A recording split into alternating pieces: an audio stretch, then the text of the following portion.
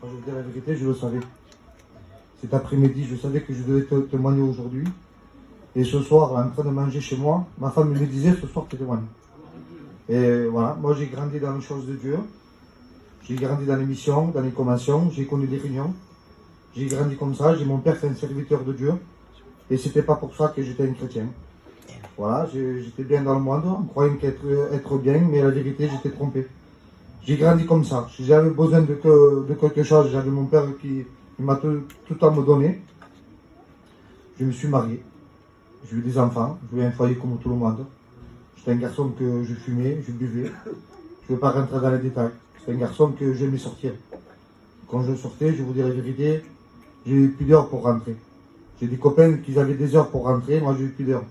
On se mettait avec quelques copains dans une voiture et on restait 6-7 heures du matin. Quand je rentrais chez moi, je vous dis la vérité, je voulais plus rentrer chez moi. Pourquoi j'étais plus bien quand je rentrais chez moi. C'était l'angoisse que j'avais. Mais je bénis Dieu, chaque fois que je rentrais chez moi, j'ai ma femme qui était chrétienne.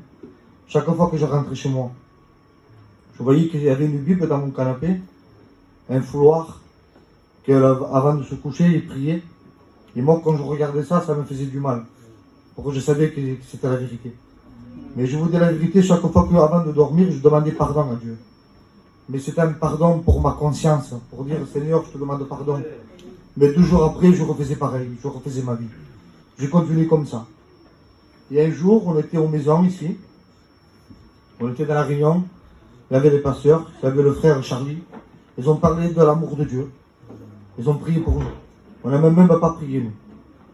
Moi, j'ai sorti, j'ai rentré chez moi. Il y avait les fêtes d'un cousin à moi. Et comment il y avait les fêtes, je me regardais. Et je vous dis la vérité. C'était 5 heures de l'après-midi. J'étais angoissé. Je ne comprenais pas pourquoi. Je ne savais pas pourquoi. J'essayais de fumer par force, de boire par force. Mais j'étais angoissé. J'ai rentré chez moi. Et ma femme me disait, comment ça se fait que tu viens t'en bonheur? J'ai dit, je ne sais pas ce que j'ai. J'ai dit, j'ai l'angoisse, je ne vais plus sortir, je ne vais plus boire. Et le lendemain ou quelques jours après, il y avait une réunion de jeunesse. J'étais à la réunion de jeunesse, c'était des jeunes qu'il y avait. Et moi, j'avais besoin de Dieu. Je vous dis la vérité, cette fois, j'avais demandé pardon, mais ce n'était pas pour ma conscience. J'avais reconnu mon péché, mon état, que j'avais besoin de lui. Je vous dis la vérité, j'ai suivi pendant 14 mois. Là, ça fait 3 ans que je suis baptisé. C'est dans la plus belle des choses qu'on peut faire. Quand je venais aux réunions, que les chrétiens ils me disaient, c'est la plus belle des choses qu'on peut faire, partenaire à Jésus. Moi, je croyais que c'était pour tirer les païens. La vérité, c'est vrai.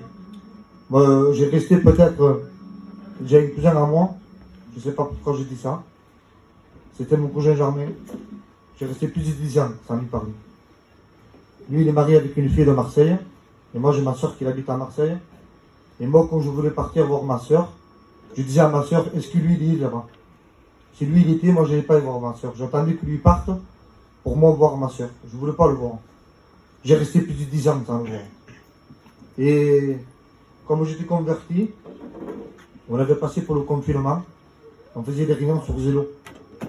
Et le pasteur Dominique, il disait, c'est pas le moment de se faire la guerre. C'est pas le moment de rester comme ça.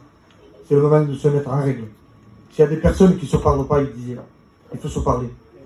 S'il y a des personnes, même qui ne sont pas à côté, il dit, vous avez un téléphone pour téléphoner. Je vous dis la vérité, qu'à lendemain, je l'ai téléphoné. J'ai demandé pardon. Amen. Même au téléphone, lui, il pleurait. Il pleurait. J'avais raconté Jésus, j'avais dit que j'étais un chrétien. J'avais demandé pardon, mais c'était un pardon, c'est un pardon. C'est pas un pardon, chacun son côté. Quand je le vois, je lui parle, je suis bien avec lui. C'était la plus belle des choses que je peux faire. Que Dieu vous bénisse.